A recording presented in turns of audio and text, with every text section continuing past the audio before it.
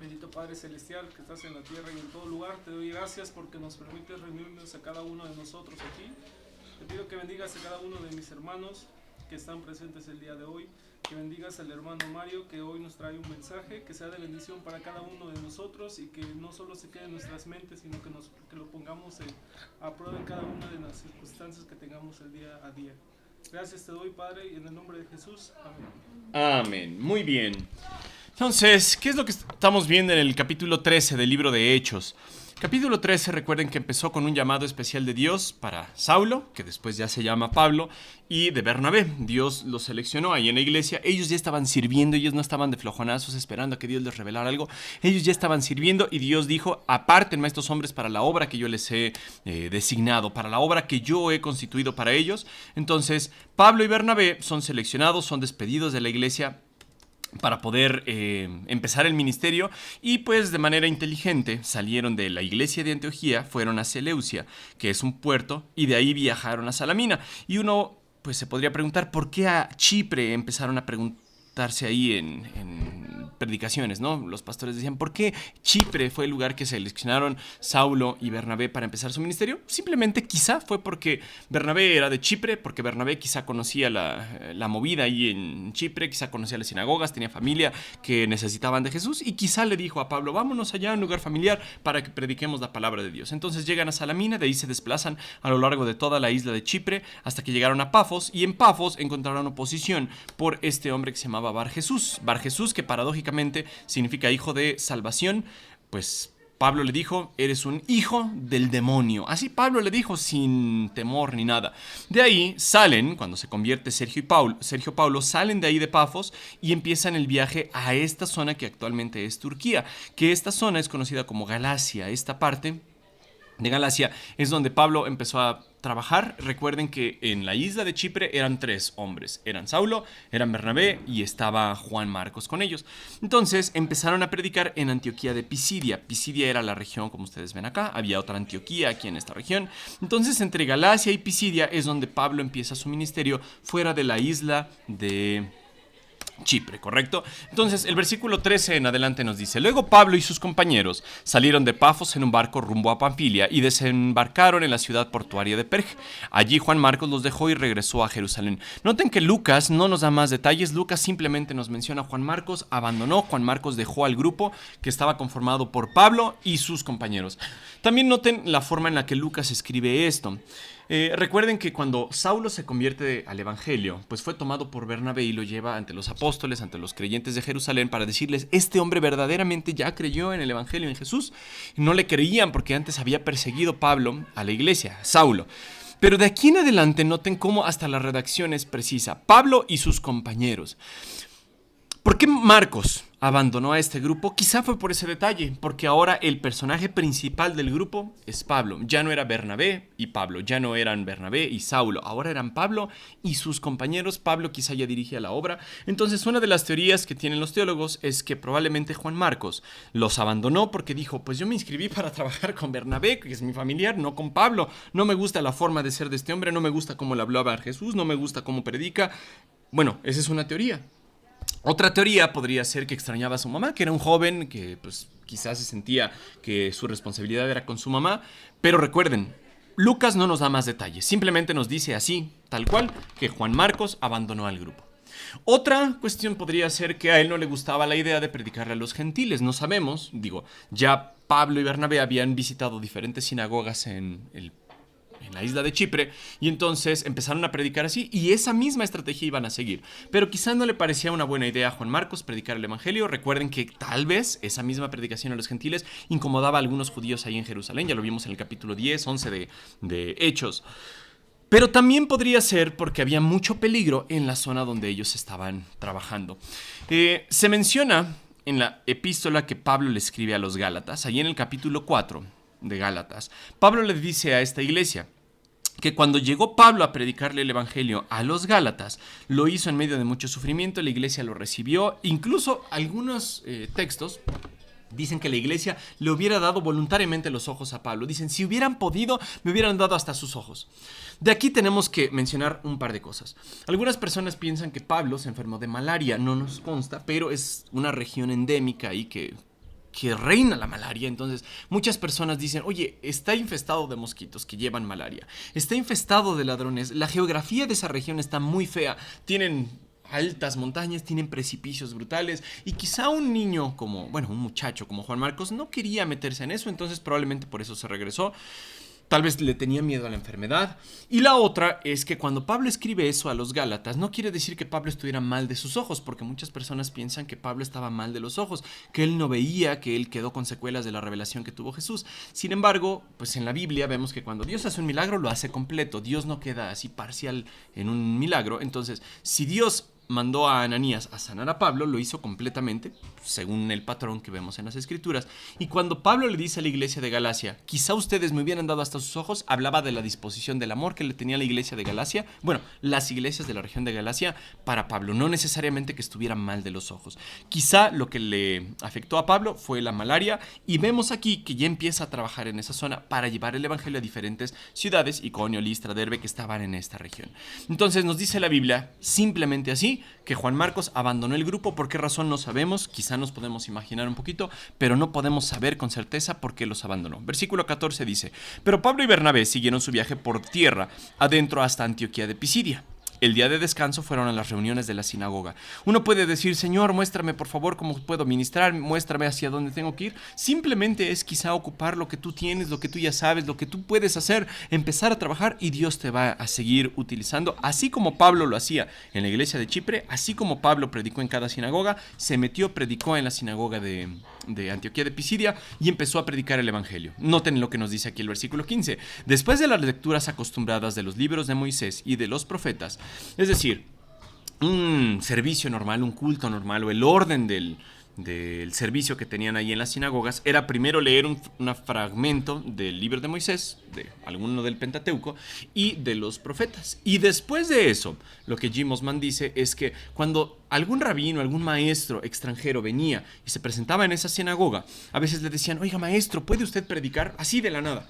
No es que con anticipación, oiga maestro, si usted nos llega a visitar, ¿puede predicar en un mes? No, es de, usted está aquí, nos puede compartir el evangelio, o nos puede compartir lo que usted quiera. Vieron a Pablo, quizá algunos lo reconocieron, no sabemos, porque estaba ahí el alumno de Gamaliel. Entonces quizás se dieron cuenta de quién estaba, y terminando de leer lo que siempre leían Moisés y los profetas, dice, los que estaban a cargo del servicio les mandaron el siguiente mensaje: hermanos, si tienen alguna palabra de aliento para el pueblo, pasen a decirla. Entonces a Pablo, ya saben que era inquieto y todavía le alborotan la cuna, ¿no? Era un niño llorón y todavía le patean la cuna. Dicen, pues en este momento Pablo estaba listo para poder predicar el evangelio, y el versículo 16 nos lo confirma. Dice, entonces Pablo se puso de pie, levantó la mano para hacer que se callaran y comenzó a hablar. Me gusta eso. Pablo era un invitado. Pablo pues, se levantó así. No sabemos si lo había preparado o no. Yo creo que sí. Pero si no lo hubiera preparado, Pablo estaba siempre listo. Entonces, en ese momento se levanta en la sinagoga y ¿qué les dice? Cállense. Levanta la mano, así como para, escúchenme, es mi momento para hablar. Y les dijo, hombres de Israel, ustedes, gentiles temerosos de Dios, escúchenme. El Dios de esta nación de Israel eligió a nuestros antepasados e hizo que se multiplicaran y se hicieran fuertes durante el tiempo que pasaron en Egipto. Luego, con brazo poderoso, los sacó de la esclavitud. Tuvo que soportarlos durante los 40 años que anduvieron vagando por el desierto. Entonces, Pablo empieza su predicación aquí con un poquito de historia, porque un poquito de historia para que quizás supieran que él era judío, que él sabía de la Biblia y que eso lo iba a ligar a su mensaje final. Este versículo, el versículo 18, pone una nota aquí en soportarlos. Algunos teólogos como William MacDonald mencionan que el soportarlos no significa eso de ay, te voy a aguantar, vas a decir tus paparruchadas otra vez, te tengo que aguantar así con los ojos volteados hasta que queden en blanco. No, lo más probable es que Dios, sí, tuvo que aguantarlos a veces, tuvo que soportarlos cuando murmuraban, cuando pecaban, pero más que nada tuvo que darles el apoyo necesario, el soporte necesario, las provisiones necesarias, y quizá eso es a lo que se refiere este versículo por la palabra que utilizó Pablo en griego. Dice, tuvo que soportarlos, apoyarlos, cuidarlos durante los 40 años que anduvieron vagando por el desierto. Luego destruyó a 7 naciones en Canaán y le dio su tierra a Israel como herencia. Todo esto llevó cerca de 450 años. Nosotros estamos conscientes de que la Biblia menciona que fueron 400 años. ¿Por qué Pablo dijo que 450? Quizá tomó unos años antes, quizá tomó unos años después para que le dieran los 450 años, incluyendo los 400 años que este pueblo pues estuvo de esclavo en Egipto. Después de esto, Dios le dio jueces para que gobernaran hasta los días del profeta Samuel. Luego, el pueblo suplicó por un rey y Dios les dio a Saúl, hijo de Cis, un hombre de la tribu de Benjamín que reinó durante 40 años. Pero Dios quitó a Saúl y lo reemplazó con David, un hombre de quien Dios dijo: he encontrado en David, hijo de Isaí, a un hombre conforme a mi propio corazón. Él hará todo lo que yo quiero que haga. Pablo empieza este sermón con una lección de historia. Pablo empieza diciéndoles lo que había pasado en la nación de Israel para tener un propósito al cual quería llegar, hablar del Salvador. Y de ahí, precisamente de David, se salta hasta la venida del Mesías. Versículo 23 dice: y es precisamente uno de los descendientes del rey David, Jesús, el Salvador de Israel prometido por Dios. Antes de que él viniera, Juan el Bautista predicaba que todo el pueblo de Israel tenía que arrepentirse de sus pecados, convertirse a Dios y bautizarse. Recordemos algo que ya hemos visto mucho de esta palabra. La volví a buscar en el diccionario interlineal de Tischendorf, más bien en el Nuevo Testamento interlineal de Tischendorf o Tischendorf, no sé cómo se pronuncie. Pero dice, antes de que él viniera, antes de que Jesús apareciera en su ministerio, ¿quién lo precedió? Juan el Bautista. Juan el Bautista predicaba que todo el pueblo de Israel tenía que arrepentirse. Esta traducción ha puesto una y otra vez arrepentirse de sus pecados. Pero cuando yo me metí a la traducción interlineal, al Nuevo Testamento interlineal, no aparece pecados. Simplemente dice la palabra metanoia, que significa cambiar de disposición mental. Esa es la palabra arrepentirse. Arrepentirse siempre se nos enseña en la Biblia, bueno, en las iglesias. Es cuando tienes pecado, le das la espalda al pecado y te conviertes a Dios. Eso no es, por lo que yo entiendo, lo que significa esta palabra. Simplemente significa cambiar tu mentalidad. ¿Acerca de quién? Acerca de Jesús. Que antes Jesús podría haber sido un profeta, un buen maestro, un charlatán, no sé. Pero tu mentalidad, tu arrepentimiento es cambiar esa mentalidad y ahora crees que Jesús es Dios, que Jesús es el Salvador, que Jesús murió por ti, que Jesús resucitó por ti, que Jesús va a venir por ti en algún momento. Y esa es la idea principal de arrepentirse, no arrepentirse de sus pecados. Porque ya se los he preguntado como 40 veces durante lo que hemos visto de Hechos. ¿Quién de ustedes, ya cristianos, ya salvos, ya seguros de que tienen vida eterna, quién de ustedes ya se arrepintió totalmente de sus pecados? ¿Quién puede decir, yo ya dejé la mentira, Mario, yo ya dejé de enojarme, yo ya no peco más, Mario, yo ya soy una perfecta santa, inmaculada, así impoluta, no hay mancha en mi corazón? ¿Quién de ustedes puede decir eso? Creo que nadie. Bueno, tal vez aquí en el grupo de jóvenes sí. Pero en el resto de las personas que conocemos, o en mí mismo, yo puedo decir que estoy arrepentido de mis pecados. No, sigo pecando, sigo enojándome, sigo diciendo cosas que no debería, sigo haciendo cosas que no debería.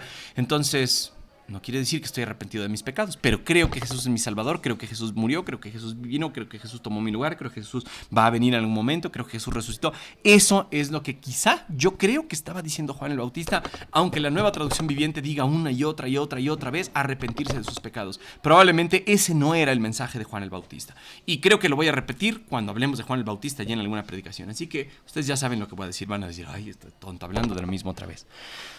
Juan el Bautista le dijo arrepentirse, me voy a saltar de sus pecados, dice, tenía que arrepentirse, convertirse a Dios y bautizarse. Ese era el mensaje de Juan el Bautista. Cuando estaba en los últimos días de su ministerio, Juan preguntó, ¿creen ustedes que yo soy el Mesías?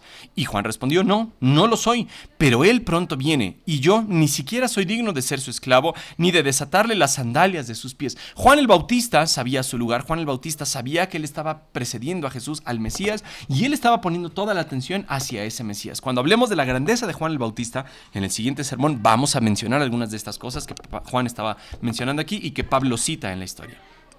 Entonces Pablo se dirige al grupo de hermanos que estaban ahí en la sinagoga. Hermanos, ustedes hijos de Abraham y también ustedes gentiles temerosos de Dios. Recuerden que en la sinagoga, pues por lo que entendemos acá, había judíos, es decir, los descendientes de Abraham, y había también gentiles, aquellas personas que no eran descendientes de Abraham, del linaje de Abraham, y dice, este mensaje de salvación ha sido enviado a nosotros. Es decir, Pablo lo que se había levantado a predicar, lo que él se había propuesto a decir, no era otra cosa sino el evangelio y decir que para los gentiles y que para los judíos había salvación. Dice, la gente de Jerusalén y sus líderes no reconocieron a Jesús como la persona de quien hablaron los profetas. Es decir, los profetas tantos años apuntaron hacia un Mesías, Jesús cumplió esas profecías. ¿Y qué hicieron los líderes de Jerusalén? Aquellos que ansiaban la venida del Mesías, no creyeron en el Mesías. Dice, en cambio, lo condenaron y al hacerlo cumplieron las palabras de los profetas que se leen todos los días de descanso. Ya dijimos, cada día de descanso en las sinagogas, ¿qué se predicaba? Que se leía a Moisés y a los profetas. Ese Moisés y esos profetas apuntaban a Cristo y todos los sábados, Pablo les está diciendo, se estaba predicando de Jesús y cuando vino Jesús no le creyeron los líderes de Jerusalén y ahora es ese Mesías el que estamos predicando. No encontraron ninguna razón legal para ejecutarlo, pero de cualquier forma le pidieron a Pilato que lo matara.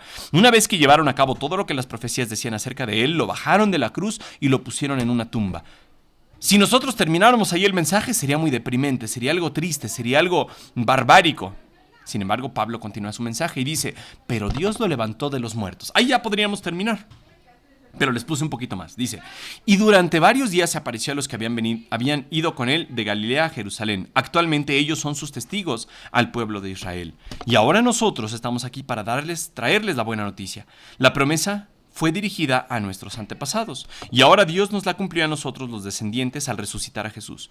Esto es lo que el segundo salmo dice sobre Jesús. Tú eres mi hijo, hoy he llegado a ser tu padre. Pues Dios había prometido levantarlo de los muertos, no dejarlo que se pudriera en la tumba. Dijo, yo te daré las bendiciones sagradas que le prometí a David. Otro salmo lo explica con más detalle, no permitirás que tu santo se pudra en la tumba. Este salmo no hace referencia a David, pues después de haber hecho la voluntad de Dios en su propia generación, David murió, fue enterrado con sus antepasados y su cuerpo se descompuso. No, el salmo se refería a otra persona, a alguien a quien Dios resucitó y cuyo cuerpo no se descompuso. El mensaje de Pablo sigue, solamente que dije, no, estos jóvenes ya se me van a quedar bien coagulados, me voy a quedar ahí. Pero noten lo que está haciendo Pablo. Pablo está haciendo lo mismo que ya venía haciendo y lo mismo que hizo quizá Pedro.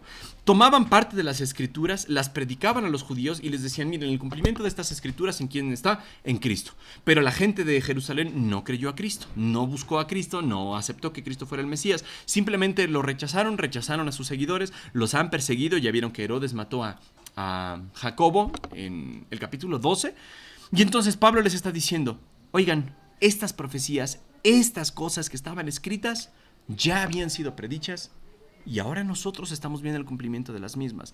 Dios no lo cumplió en David, porque David se le pudrió su cuerpo, David se murió, pero el Mesías ha resucitado. Jesús estuvo crucificado sin merecerlo, después resucitó. Nosotros lo vimos, todavía esas personas a las que se les apareció Jesús viven, son testigos de él y nosotros predicamos acerca de Jesús.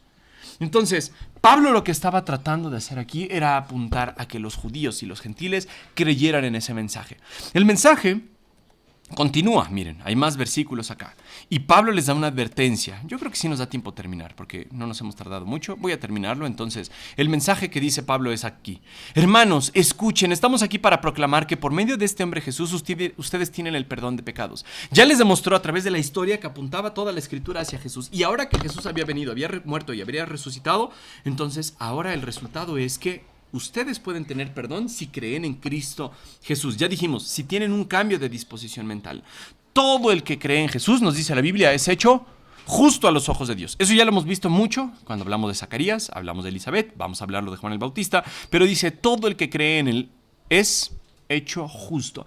Tú has puesto tu fe en Jesús. ¿Qué nos dice la Biblia? Eres declarado justo por Dios. No hay pecado en ti. Oye, pero yo antes hice esto, antes hice el otro, antes yo pensaba esto, antes yo pensaba el otro. ¿Qué crees? Tal vez lo sigas haciendo ahorita, pero Dios a través de la justicia de Cristo te limpia de pecado, te imputa su justicia y ahora eres limpio a los ojos de Dios. Y Pablo les dice algo que la ley de Moisés nunca pudo haberlo hecho. Acabamos de leer a Moisés, Pablo, sí, pero la ley de Moisés no tenía ese poder. Pablo mismo escribe después en Romanos y les dice, por la ley nadie es hecho justo delante de Dios. Por obedecer los mandamientos nadie recibe perdón de Dios. Solamente aquí nos dice Pablo, por creer en Cristo Jesús. Noten cómo Pablo manejó las escrituras de una manera magistral, lo resumió de una manera brutal y apuntó a Jesús. Y ahora les da una advertencia y les dice, hermanos judíos o gentiles, tengan cuidado. No me imagino cómo lo pudo decir Pablo. Ya ven que hay gente que grita y que llora y que hacen así alboroto en el púlpito. Pablo no me imagino cómo pudo haber dicho esto, pero les dijo, tengan cuidado, no dejen que las palabras de los profetas se apliquen a ustedes. ¿Qué dijeron los profetas? Aquí nos menciona. Miren, ustedes burlones, asómbrense y mueran. Pues estoy haciendo algo en sus propios días, algo que no creerían aun si alguien les dijera. Pablo les está diciendo, los profetas ya te dijeron, Ya te advirtieron y ustedes deben tener cuidado de que no se cumplan esas palabras. Dice, cuando Pablo y Bernabé salieron de la sinagoga ese día, la gente les suplicó que volvieran a hablar sobre estas cosas la semana siguiente. La gente dijo, wow, estos hombres sí que saben predicar la palabra de Dios. Hablaron fuerte, me dijeron que no fuera yo una persona burlona, una persona que no creía en Jesús, una persona que esas profecías, esos castigos se aplicaran a mí mismo. Y le dijeron, por favor, Pablo y Bernabé pueden regresar. Queremos escucharlos la semana que viene. Y nos dice la Biblia, muchos judíos y devotos convertidos al judaísmo siguieron a Pablo y Bernabé, y ambos hombres los exhortaban a que continuaran confiando en la gracia de Dios.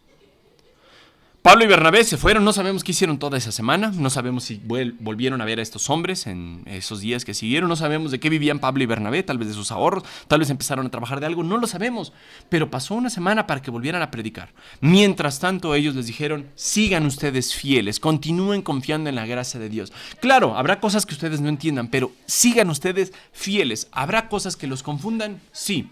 Habrá cosas que los saquen de onda porque pues esto era algo revolucionario para ellos. Pero Pablo les dice, no tienes que entender todo hoy, simplemente tienes que seguir fiel. Me imagino a Pablo así hablándoles con autoridad, pegando en el púlpito, hablándoles firmemente. No me imagino a Pablo, por favor, puedes seguir fiel. Me imagino a Pablo, sigue fiel. No entiendes esto, no te preocupes, pero tú sigue fiel, sigue confiando en la gracia de Dios. Después te explicaré más, como lo vamos a ver más adelante. Y noten aquí, dice la Biblia, muchos judíos y devotos convertidos al judaísmo, es decir, gentiles que se habían hecho prosélitos del judaísmo, estaban ahí siguiendo a Pablo. Sin embargo, vamos a ver que más adelante algunos judíos se opusieron al mensaje de Pablo. Cuando Pablo y Bernabé quisieron predicar la palabra de Dios, no sus ideas, no sus cosas que se habían inventado, cuando ellos quisieron predicar la palabra de Dios, el resultado es que algunos decidieron creer. Otros lo rechazaron, claro que sí, porque ya lo habían advertido los profetas. Dice Dios, miren ustedes burlones, asómbrense y mueran, pues estoy haciendo algo en sus propios días que no creerían aun si alguien les dijera. Es decir, Dios iba a hacer algo que los judíos, los gentiles no iban a creer. El resultado es que se iban a asombrar. El asombrarse no significa arrepentirse y creer en Cristo. Pablo les está diciendo, miren, esas profecías de castigo que ya están en las Escrituras pueden ser aplicadas a ustedes. Entonces, asómbranse y después mueran. Qué interesante que Pablo les diga eso, ¿no? Asómbrense y mueran. Pero Pablo les está diciendo que no se cumplan esas profecías en ustedes, que no se cumplan estas cosas de advertencia en ustedes. Mejor ustedes pongan su fe en Cristo. Y aunque no entiendan todo, continúen confiando en la gracia de Dios. Pensé que no nos daría tiempo, pero sí nos dio tiempo. Entonces sacamos una gran lección de esto. Bueno, algunas aplicaciones de esto. Uno, siempre predicar la palabra de Dios. Pablo siempre llevaba todo comentario, toda escritura al cumplimiento de ellas en el Mesías. Pablo les dijo a los judíos y a los gentiles, crean en ese Mesías, en ese Señor que se ha demostrado que es Cristo y que les va a dar su justicia. Y si ustedes hay cosas que no entienden, les seguiré enseñando. Pero ustedes continúen en la gracia de Dios. Aunque haya cosas que no entiendan, aunque hay pruebas, aunque hay gente que se les oponga, ¿qué les dice Pablo? Ahí dice, continúen confiando en la gracia de Dios. Eso es lo que les exhorta.